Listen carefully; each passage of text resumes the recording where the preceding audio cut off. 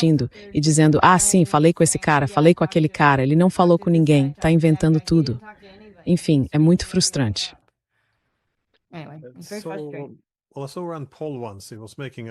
Eu também fiz uma enquete uma vez. Ela apresentava um bom argumento. Ela defendia que a decisão não é se os Estados Unidos recuam em relação ao Império ou se o mantém. Isso está chegando ao fim da linha. Então a questão era, ou fazemos isso de forma organizada, ou tudo vai desabar sobre nós. E eu achei que era um bom ponto. Que ele disse isso? Isso é bom, é um bom ponto. Sim, não, eu achei isso excelente. Porque muitas vezes, sabe, o argumento é, não, bem, nós temos essa responsabilidade, blá, blá, blá. Mas, no fim das contas, em algum momento a música para. E aí a pessoa fica em sérias dificuldades se não tiver reduzido isso de forma ordenada.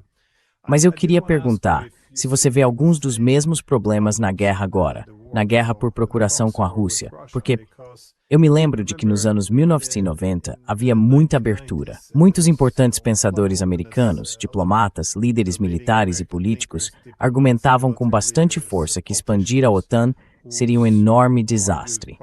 Claro, pessoas como George Kennan estavam na linha de frente, argumentando que isso seria um desastre.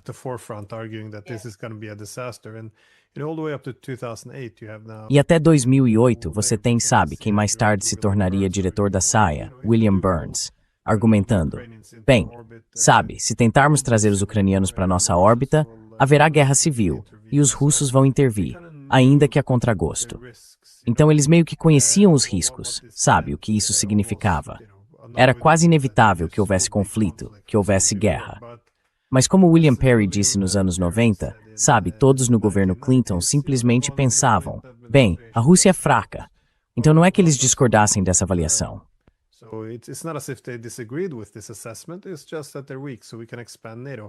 É só que eles estão fracos, então podemos expandir a OTAN. Mas de novo, como Kennan disse, um dia os russos voltariam a ser fortes e então reagiriam. E é aí que vamos surgir com esses slogans de que os russos são apenas imperialistas. Mas de novo, agora que a Rússia está forte outra vez, de algum modo todos nós temos que agir como se a expansão da OTAN nem sequer tivesse sido parte do problema. Como se tudo isso tivesse acontecido no vácuo, sem provocação, como diz o slogan obrigatório. Como você vê isso? Porque, sabe, você pode apresentar um mar de evidências de que sabíamos que isso provavelmente aconteceria. Isso foi previsto. E ainda assim não parece influenciar a política de forma alguma.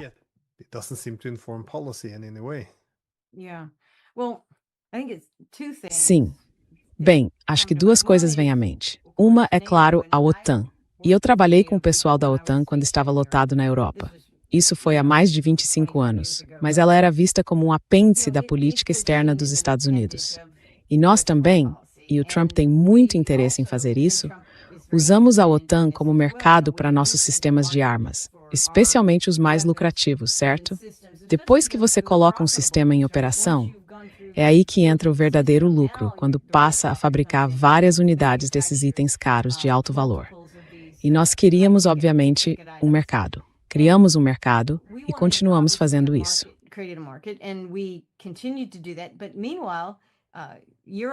Mas, ao mesmo tempo, a Europa, antes da economia, antes da era da Covid, antes do que aconteceu agora, quando eles deram um tiro no próprio pé com a energia e se desindustrializaram a ponto de ser realmente difícil reverter isso.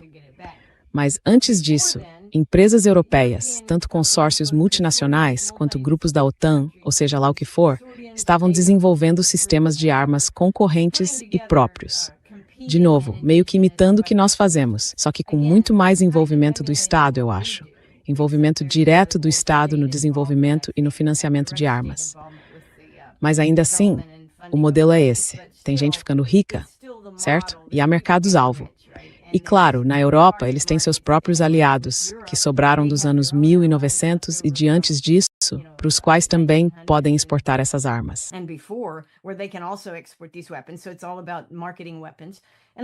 Então é tudo uma questão de vender armas. E acho que eles se envolveram um pouco nisso, porque há dinheiro a ganhar.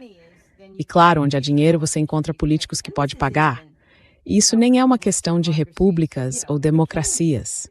Sabe, os reis de todas as épocas, sejam reis europeus ou de qualquer outro lugar do mundo, os chefes sempre precisam de recursos. E certas pessoas têm recursos, e por isso têm acesso ao rei. Então, todo esse sistema meio que evoluiu para inflar a OTAN. E sabe, a maneira como a OTAN fala sobre como é grandiosa, sobre como é poderosa, é uma ilusão, mas é do mesmo jeito que nós fazemos. Eles fazem como nós fazemos.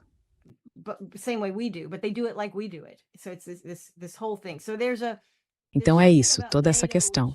Há algo na OTAN que é muito voltado para dentro e muito desconectado da realidade. E eles querem ser grandes e fortes, querem gastar armas e comprar mais armas, ser temidos, ser expansionistas e ser um império. Eles não fazem isso tão bem quanto nós. Mas é claro, eu deveria dizer que fazíamos, porque agora o nosso império está se fragmentando. Então há uma intenção de obter armas para poder usá-las, expandir a OTAN a ter mais recursos, conseguir sistemas de armas maiores, um exército maior, mobilizar mais tropas. Quer dizer, obviamente, a demografia da Europa não favorece a formação de grandes exércitos.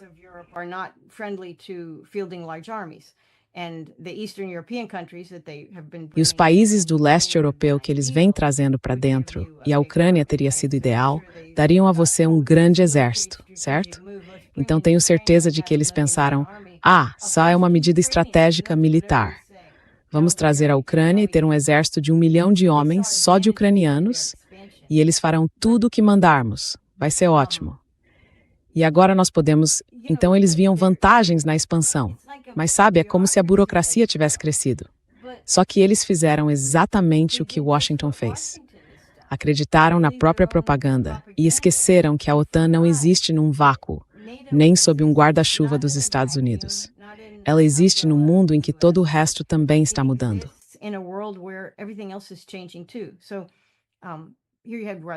Então aqui você teve primeiro a Rússia e a União Soviética. Uma transição muito cara e difícil dos tempos da União Soviética para os tempos da Federação Russa, certo? Quer dizer, eles se separaram em um enorme número de países. A Federação Russa sabe, se estabelece. Há 20, 30 anos, vem trabalhando para desenvolver sua economia, sua tecnologia, ao mesmo tempo em que é cada vez mais retratada como inimiga, como uma inimiga expansionista. E, de novo, a forma como a Europa tratou a Rússia, a forma como nós tratamos a Rússia, é muito parecida com a forma como tratamos o Irã. Então, talvez haja algo a aprender nisso. Tipo, se você vai colocar países sob pressão, vai colocar carvão, vai colocar carbono sob pressão, pode acabar com um diamante, certo? E não era essa a sua intenção.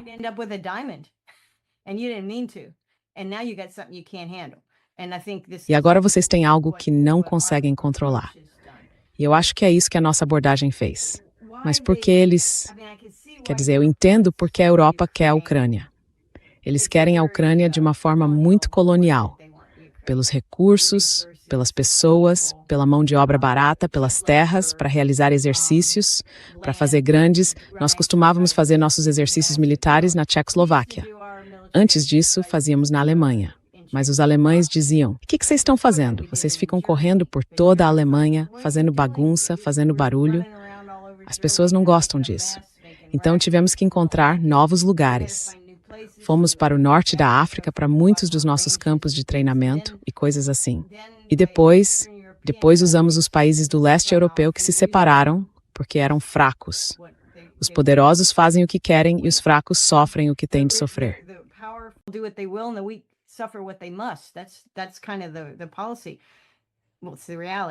Esse é mais ou menos o plano. Bem, é a realidade.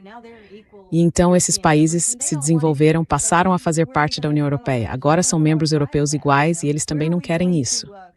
Então, onde vamos conduzir todas as nossas ações? Onde vamos instalar todos os nossos laboratórios biológicos? Sabe, onde vamos fazer as coisas que os megalomaníacos de Washington e o setor industrial de defesa exigem para continuar crescendo? Onde vamos fazer isso? Bem, precisamos de um lugar como a Ucrânia.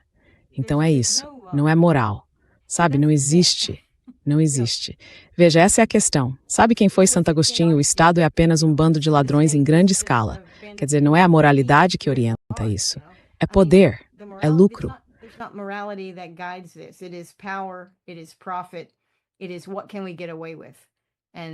É isso. Até onde podemos ir sem consequências?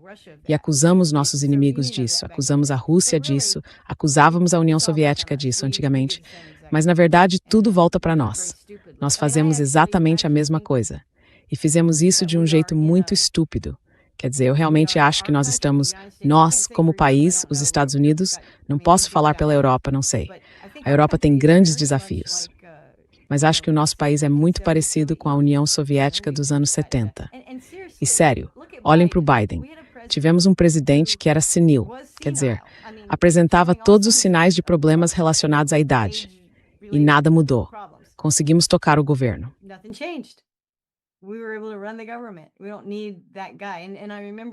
Não precisamos desse cara. E eu me lembro de que no final da União Soviética, eles tiveram uma série de líderes já envelhecidos. E as pessoas simplesmente, diziam, bem, esse cara é alcoólatra. Esse cara não está muito bem da cabeça. Eles não eram muito eficazes. Na verdade, não representavam o país de maneira alguma. Mas o sistema funcionava meio que no piloto automático. Eu acho que o nosso está funcionando no piloto automático. Só que, quando a gente cair, vai ser muito mais prejudicial para o resto do mundo do que quando a União Soviética se desintegrou. Porque a economia deles não era uma parcela enorme da economia mundial. E o comércio não era como é hoje.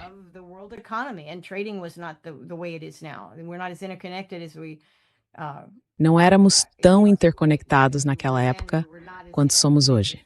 Então, quando os Estados Unidos caem, isso vira problema de todo mundo.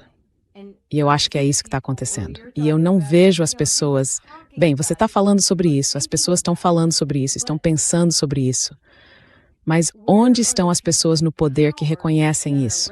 Porque, como você estava dizendo, Trump disse, vou ter que encontrar essa citação porque é muito sábia, e que seria bom ter uma aterrissagem controlada do nosso império, em vez de não foi Trump, foi Rand Paul. Not Trump, Rand Paul. Quem? Claro que era o Rand Paul. É. Desculpe, não. Desculpe, eu disse que foi o Trump que disse isso. Eu pensei, vou ficar chocado se ele realmente disse isso, porque isso estaria fora do perfil do Trump. Certo. Desculpe. Não, foi o Rand Paul. Sim, exatamente. O avião está caindo, certo? Isso é insustentável. O mundo inteiro consegue ver. Uma coisa seria se o mundo inteiro não visse e pudéssemos pensar um pouco. Bem, talvez possamos fazer algumas mudanças e nos adaptar, mas agora o mundo inteiro vê isso. Então, sinceramente, o tempo é essencial. Acho que os americanos vão ficar chocados quando isso acontecer. Não acho que a maioria deles tenha a menor ideia. Eles entendem que partes do sistema estão quebradas, mas não entendem a profundidade do problema. Ninguém entende o que 40 trilhões de dólares em dívida fazem. Ninguém entende isso.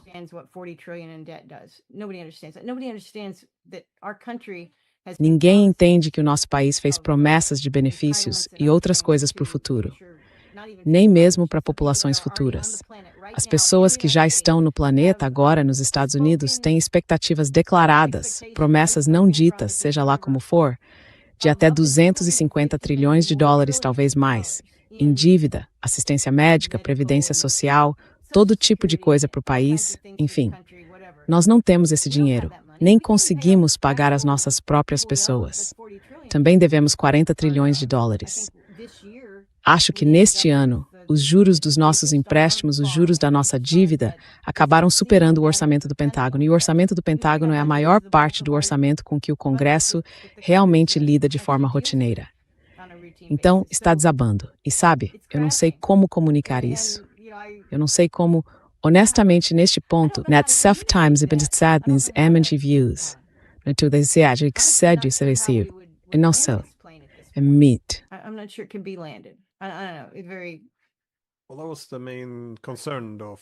Bem, essa era a principal preocupação do Elon Musk.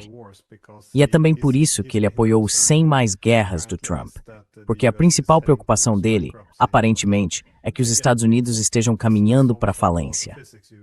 E, de novo, é quase como uma lei da física. Não há como parar isso. Mas, só um comentário rápido sobre o que você disse antes, a respeito de os Estados Unidos venderem armas para países do leste europeu.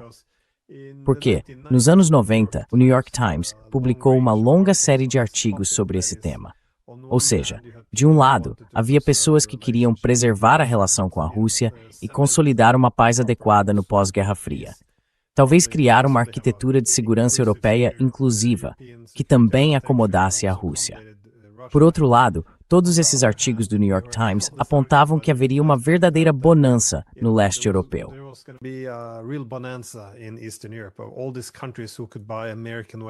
Todos esses países que agora podiam comprar armas americanas. E basicamente eles foram atrás do dinheiro. E é interessante. E também sobre a atratividade da Ucrânia, há um artigo fascinante do George Soros, de 1993, em que ele escreve que os europeus e os americanos têm reservas quando os soldados voltam para casa em sacos mortuários. Eles não gostam disso. Então, idealmente, a OTAN teria uma parceria com os europeus orientais. Assim, a OTAN entra com a tecnologia militar e basicamente, os europeus orientais entram com a carne. Essa é mais ou menos a equação. Quando leio isso, sempre penso em onde estamos agora com a Ucrânia. Porque na OTAN, não parecemos contar as baixas quando não são os nossos próprios rapazes.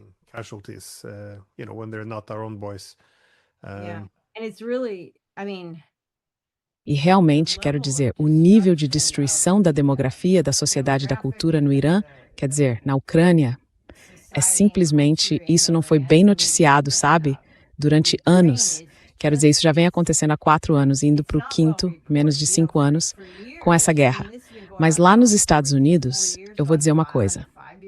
Não vemos mais bandeiras ucranianas em todas aquelas pequenas fotos de perfil do Facebook, sabe? De todo mundo. As pessoas já não estão mais se identificando com a Ucrânia. Estamos vendo que ela caiu em desgraça, provavelmente porque Trump não gosta de perdedores, nesse sentido de, bem, parece que eles estão perdendo. Mas isso não poderia ter sido previsto, que eles perderiam. Quero dizer, quem enfrenta, nós mesmos, nem enfrentaríamos diretamente o exército russo.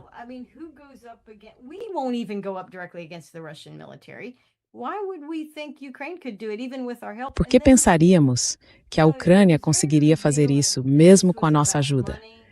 E então, sabe, ficou muito claro que se tratava de dinheiro e armas, porque no início dessa guerra, especialmente depois que Boris Johnson destruiu, os Estados Unidos e Boris Johnson destruíram o potencial acordo de paz em Istambul, quando foi tipo, de volta à guerra, de volta à guerra. Nós despejamos, a Europa despejou e os Estados Unidos despejaram todas as coisas velhas.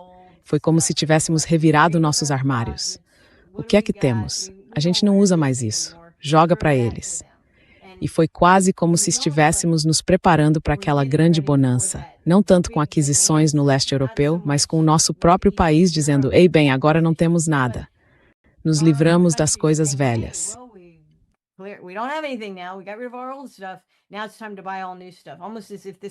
Agora é hora de comprar um monte de coisa nova, quase como se isso fosse uma revolução nos assuntos militares, quando na verdade não foi.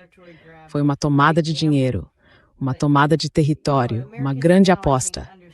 Mas sabe, acho que os americanos agora entendem que não está indo bem. Mas quem não teria previsto isso? Porque aí também, como é que poderia... Veja, eu não entendo, eu não sei exatamente. Não sou especialista em Ucrânia de forma alguma. Mas não entendo como Zelensky e as pessoas ao redor dele. E eu sei que há nazistas, há nacionalistas extremistas, há pessoas que são ideologicamente elas odeiam tanto a Rússia. Isso é tudo para elas. Mas eu não sei como alguém poderia ter convencido Zelensky, ou mesmo os militares, de que nós vamos dar armas a vocês. Vocês vão lutar contra a Rússia e vão vencer.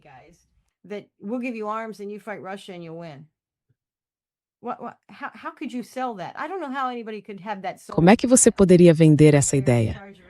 Não sei como alguém poderia aceitar isso se estivesse no comando de um país. Certo, vamos travar uma guerra. Vai ser no seu território. Você vai lutar basicamente contra um exército bastante, sério, o exército russo. E eles podem, é a Rússia, então é a Rússia maligna. E eles podem convocar pessoas, podem trazer pessoas. Eles não têm um sistema de livre mercado, embora tenham, mas quero dizer, eles podem simplesmente impor isso. O Estado pode dizer, vamos converter toda a nossa economia para a produção de armas, e eles têm capacidade para isso. Por que você acreditaria nisso?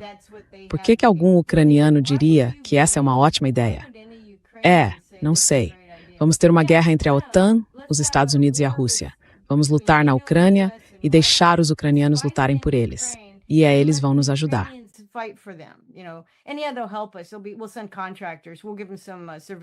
Vamos enviar contratados. Vamos dar a eles alguns dados de vigilância. Vamos monitorar como eles estão se saindo, mandar todo o nosso material velho e depois, eventualmente, enviar alguns itens que são mais ou menos bons. Talvez F-16 antigos que realmente instituem uma capacidade completa de nenhum tipo. Mas vamos jogar algumas migalhas para eles. Quem compraria isso? Que ucraniano compraria isso? Se eu fosse ucraniano, ficaria realmente furioso com o meu governo. Pensando bem, eles deveriam ter ficado furiosos desde o primeiro dia. Talvez tenham ficado. Mas pensando bem, aquele país foi arruinado.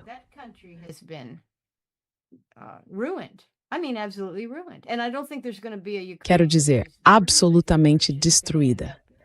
E eu não acho que vai haver uma Ucrânia com essas fronteiras. Acho que a Rússia vai acabar. Eles vão ficar com Odessa. Se não ficarem, talvez nem parem em Kiev.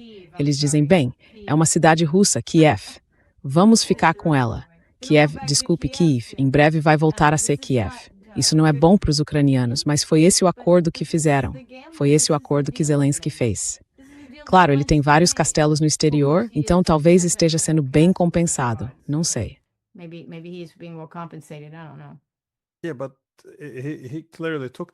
Sim, mas ele claramente aceitou esse acordo. Porque quando os russos entraram, em fevereiro de 2022, Zelensky fez um discurso no mesmo dia ou no dia seguinte e confirmou que, vocês sabem, Moscou já tinha entrado em contato com eles. Eles queriam iniciar negociações sobre uma Ucrânia neutra. Então ele sabia do que se tratava. E no mês seguinte, em março de 2022, ele deu uma entrevista à revista The Economist e disse, muito abertamente, que havia países no Ocidente que preferiam uma longa guerra com a Rússia para enfraquecer a Rússia, mesmo que isso significasse o fim da Ucrânia. E então, em abril, sob pressão do Ocidente, ele abandonou as negociações de Istambul e escolheu a guerra. Quer dizer, isso é inacreditável, é extraordinário.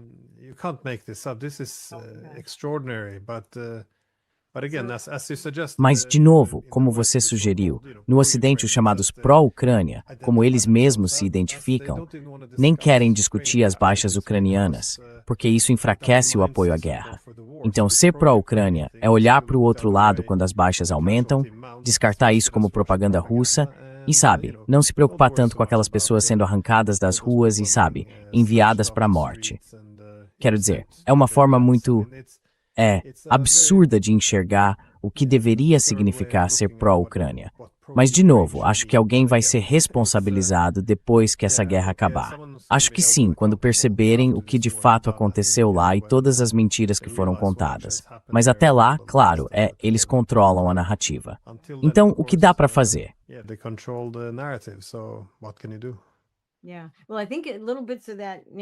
Sim.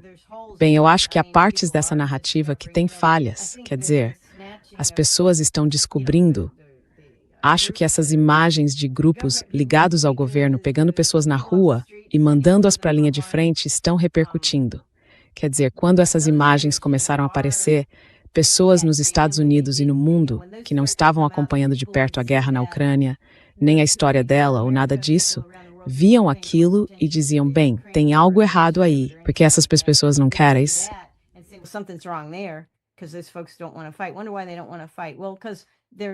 Se perguntam por que eles não querem lutar.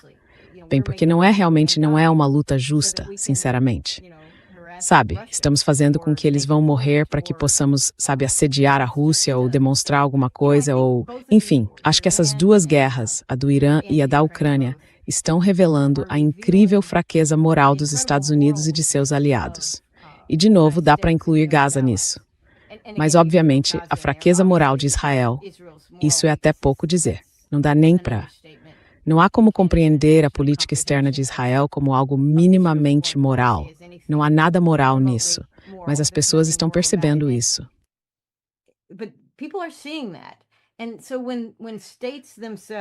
Então, quando os próprios estados, quando os próprios governos passam a ser questionados pelo povo e deixam de ter sua confiança. E Trump fez muito para levar as pessoas a não confiarem no nosso governo. Sabe, eu diria que ele perdeu metade do MAGA, metade do seu grupo de eleitores. Certamente os democratas, os independentes, os libertários e os paleoconservadores que votaram em Trump, esperando, sabe, achando que ele seria a melhor escolha, que ele prometia paz ou algo assim, eles já encerraram isso. Já era. Algumas dessas pessoas vão votar nos democratas. Eu conheço republicanos que me dizem que vão votar nos democratas. Não porque queiram os democratas, mas porque estão tão furiosos por terem sido traídos mais uma vez, sabe? Por essas mentiras e por essa coisa pró-guerra.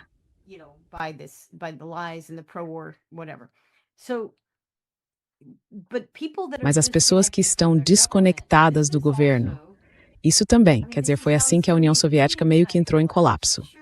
Claro, o dinheiro deles não valia nada, certo? O rublo era uma piada. O dólar também é, sabe?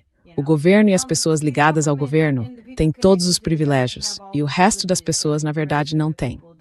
Ou você se alia a eles, ou trabalha com eles, ou então vai ficar empobrecido e sem nada. Mas o nível de cinismo na Rússia, nos anos 70, antes da queda efetiva da União Soviética, era enorme, certo? E acho que estamos vendo esse mesmo nível de cinismo nos Estados Unidos.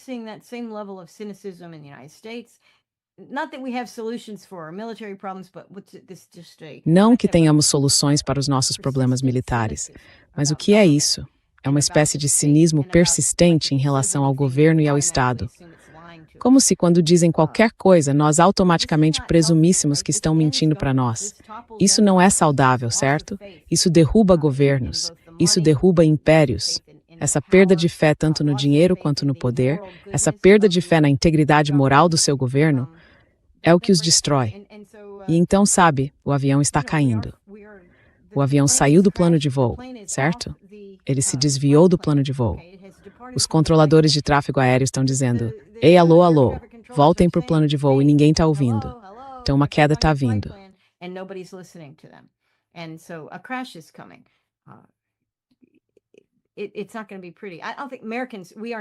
Não vai ser bonito. Eu não acho que os americanos, nós não somos como, veja, os soviéticos e outros países também, tenho certeza. Mas os soviéticos já tinham sofrido. Eles sabiam como era o sofrimento, sabiam como era a privação. Foi isso que os anos 1970, todos os anos do sistema soviético fizeram com eles. Lhes deram, os tornaram duros e resistentes, assim como todas essas sanções tornaram os iranianos independentes. Eles conseguiram se tornar meio autônomos em várias áreas da tecnologia e da economia. Certo, nada parecido aconteceu com os americanos. Certo? Nós não estamos preparados para esse colapso. Os americanos, nós estamos há 3 dias. Bem, em 3 dias, nenhum caminhão vai estar circulando.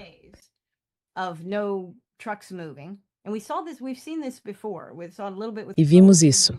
Já vimos isso antes. Vimos um pouco durante a Covid. Às vezes vemos isso quando há um grande furacão ou algo assim. Mas 3 dias sem caminhões chegando às cidades significam prateleiras vazias em todo lugar. Certo? E os americanos não conseguem lidar com isso. Quero dizer, eu diria que metade das pessoas no nosso país não faz ideia de como cozinhar. Elas não sabem cozinhar, entende o que eu quero dizer? Muito menos cultivar comida, muito menos ter acesso a ela. Elas não têm amigos, não têm uma rede, além de um monte de pessoas que vivem exatamente como elas vivem.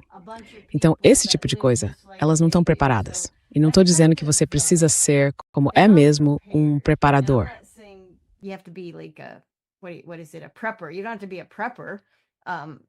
Você não precisa ser um sobrevivencialista para estar preparado. Mas eu não acho que estejamos preparados logisticamente. A maioria das pessoas não está. A maioria dos americanos, não os ricos, nem os que andam com Trump, mas a maioria dos americanos vive de salário em salário hoje. E muitas dessas famílias dependem de 2 salários. Então vivem de salário em salário, mas são 2 salários. Se um desses salários tiver a jornada reduzida, se a pessoa perder o emprego ou sofrer um acidente, eles não vão conseguir se manter. Não vão conseguir. Então é com isso que temos de lidar. Eles não têm, por exemplo, um estoque de comida e água potável para um mês guardado. Não tem isso. Então não estamos prontos para nada.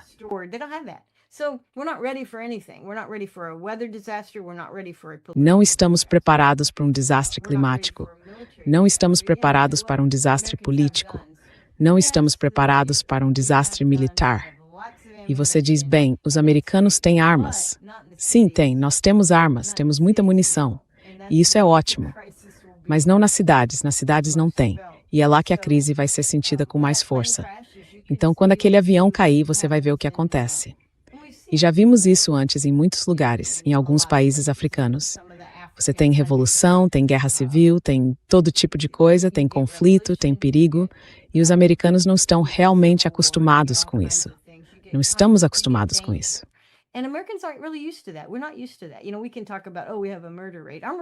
Sabe, podemos falar, temos uma taxa de homicídios. Nossa taxa de homicídios vem caindo. Nem corremos o risco de ser mortos pelos nossos vizinhos. Sabe, não estamos acostumados com isso. Então não estamos preparados. Não estamos mentalmente preparados para isso. Acho que o ponto em que estamos é que somos cínicos quanto ao governo nos dar uma resposta. E isso é um passo positivo. Estamos aprendendo que o governo não é a resposta. É isso que digo como libertário. Como libertário, acho bom estarmos entendendo que nosso governo age em benefício próprio. O Estado age em benefício próprio e de seus amigos. E se você não é esse amigo, e a maioria de nós não é, ele não poderia se importar menos.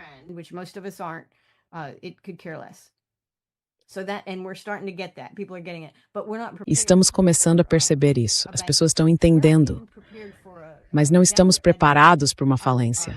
Nem estamos preparados para que a Moody's rebaixe nossa classificação, nossa nota de crédito como nação, o que depois torna impossível pegar dinheiro emprestado. E todas essas pessoas que vivem de salário em salário, a maioria pega dinheiro emprestado para cobrir as lacunas. Então, acho que estamos muito perto de coisas ruins no nosso país, econômica e politicamente. E não temos um plano próprio para lidar com isso.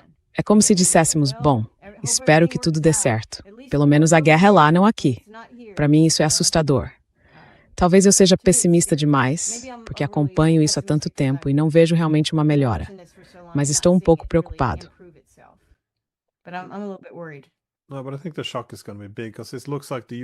Não, mas acho que o choque vai ser grande, porque parece que os Estados Unidos sempre foram de força em força, das colônias iniciais na costa leste, expandindo-se para o oeste, depois de alcançar, sabe, as fronteiras ou a periferia ocidental.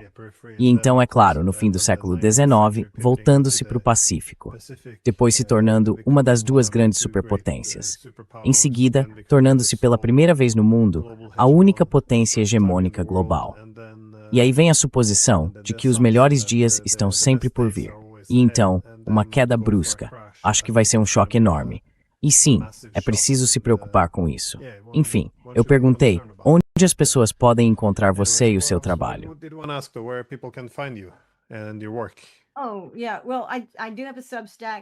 Sim. Bom, eu tenho um Substack, eu acho. Karen Kwiatkowski, substack.com. E eu tento colocar lá as entrevistas. Não coloco todas porque às vezes esqueço de voltar e pegar o negócio, mas com certeza vou colocar a sua lá. E eu escrevo alguma coisa mais ou menos uma vez por semana. Grande parte é mais séria. Sabe, algumas coisas que me preocupam, então acho que escrevo de uma forma mais crítica. Não sou acadêmica, quer dizer, tecnicamente eu poderia ser, eu acho, mas não escrevo de maneira acadêmica. Normalmente escrevo sobre assuntos sérios, mas às vezes tento escrever artigos humorísticos. E foi o que fiz esta semana. A saída de Trump. Eu disse, bom, acho que há uma saída para Trump no Irã, e é assim que eu apresentaria essa saída a ele. Basicamente, foi a minha conversa com Trump.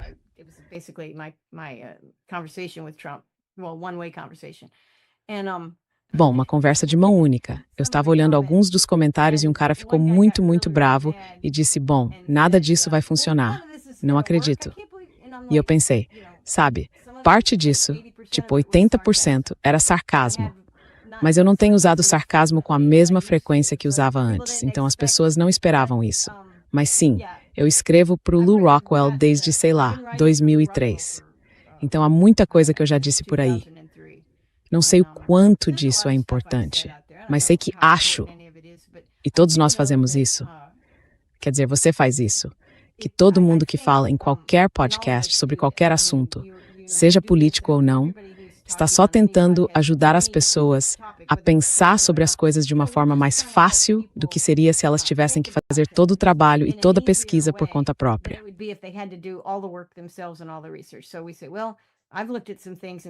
Então a gente diz, bom, eu analisei algumas coisas e é isso que eu penso sobre o assunto. E compartilhamos isso e acho que é algo positivo. O problema é que a maior parte das nossas críticas é ao Estado. E o Estado tem poder, inclusive sobre os nossos meios de subsistência, nossas comunicações, nossas finanças. Então, sabe, é interessante. A época em que vivemos é um pouco interessante. De certa forma, somos como bobos da corte. Somos capazes de dizer coisas que precisam ser ditas. Às vezes é engraçado, às vezes não. Mas somos protegidos pelo rei. Só que não tenho certeza de que somos protegidos pelo rei. Somos como bobos da corte que não são protegidos pelo rei. Se formos longe demais, quero dizer, tantas pessoas estão sendo silenciadas por suas várias críticas ao Estado. Então,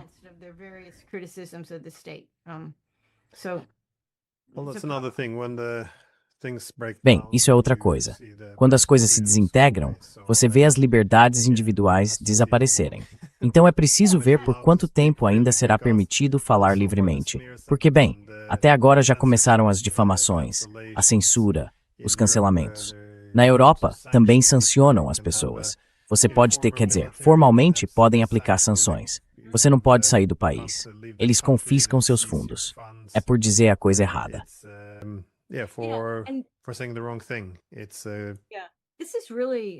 isso realmente... E eu acho que isso talvez esteja ajudando as pessoas a entender a natureza do Estado. Sabe, não é como se fosse uma democracia ou uma república. Não se trata disso. Trata-se de poder e autoritarismo que existem em todos os governos. Isso faz parte da definição de governo. Ele precisa ter alguma autoridade. E essa autoridade é uma ferramenta atraente para ser explorada. E é isso que eu acho que está acontecendo na Europa, certamente. Sabe, tendências autoritárias, alguns diriam totalitárias, estão surgindo, estão vindo à tona, estão sendo exploradas e usadas. Mas eu vi o caso judicial de David Miller, acho que na Inglaterra. O antisionismo é discurso protegido, é um sistema de crenças protegido. Você viu isso? Não, em points, não tinha visto isso. Bem, ele teve um processo judicial, eu acho. Não sei como isso terminou, saiu nas notícias esta semana. Mas disseram que o antisionismo é uma filosofia que é protegida de alguma forma. É uma manifestação protegida. Se é uma crença dele e ele fala sobre isso, então ele está protegido. E isso veio de um tribunal britânico, e eles são terríveis, são horríveis. Então não sei como isso aconteceu, mas parece uma espécie de sucesso, então não sei.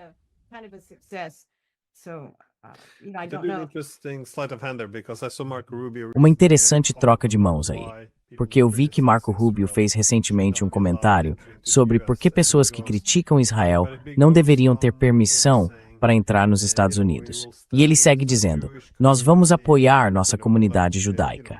E eu penso, sim, é claro que deveriam. Por que não cuidariam de todos os grupos étnicos do seu país? Não se deveria aceitar nem tolerar o antissemitismo. E aí ele faz essa pequena mudança. Portanto, não critiquem Israel, que é o país. Então é bem fascinante como eles dão esse salto todas as vezes.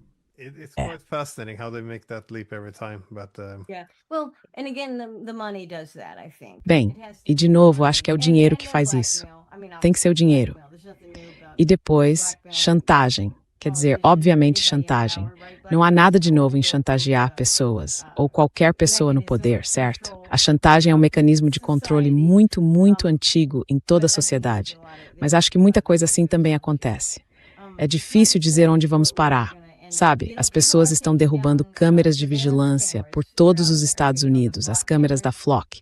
Há um movimento enorme. É meio que uma... Não sei se vai durar muito ou pouco, mas é engraçado, na verdade, porque está por todas as redes sociais. Virou uma coisa. É como uma pedra de estimação ou algo assim. Sabe, essa coisa nova.